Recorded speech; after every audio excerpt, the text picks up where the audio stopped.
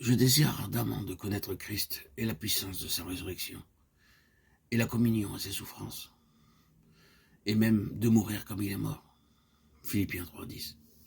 Ainsi s'exprime l'apôtre. Le but qu'il se propose, qu'il veut atteindre, c'est d'être conforme à Jésus en sa mort.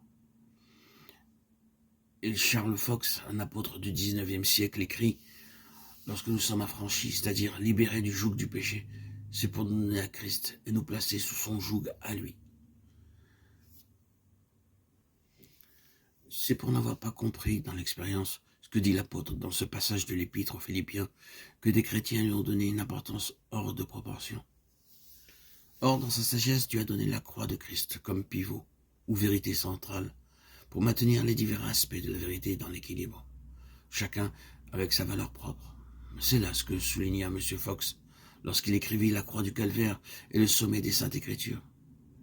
Là converge toute vérité, de là procède toute lumière et toute vie de puissance pour l'Église universelle. C'est pourquoi il est aisé de comprendre que la pensée humaine ne peut saisir immédiatement tous les aspects du calvaire dans leur profondeur infinie et toute la signification de la croix. Venons-nous d'assimiler par la grâce de Dieu et avec le secours du Saint-Esprit ce que nous croyons être toute la vérité que d'autres horizons se découvrent à nos yeux. Nous ne sommes que sur les rives d'un océan, celui des richesses insondables de Dieu. C'est pourquoi, en relation avec ce message de la croix, l'apôtre écrit « Dieu a déclaré, je montrerai, j'exposerai le néant de la sagesse des sages, et je réduirai à rien l'intelligence des intelligents. » 1 Corinthiens 1, 27-28. Et nous pouvons certes confesser que l'intelligence est insuffisante pour saisir le message du calvaire, 1 Corinthiens 1, 18-4, où se trouvent les profondeurs de la sagesse de Dieu, et que l'Esprit divin seul peut révéler.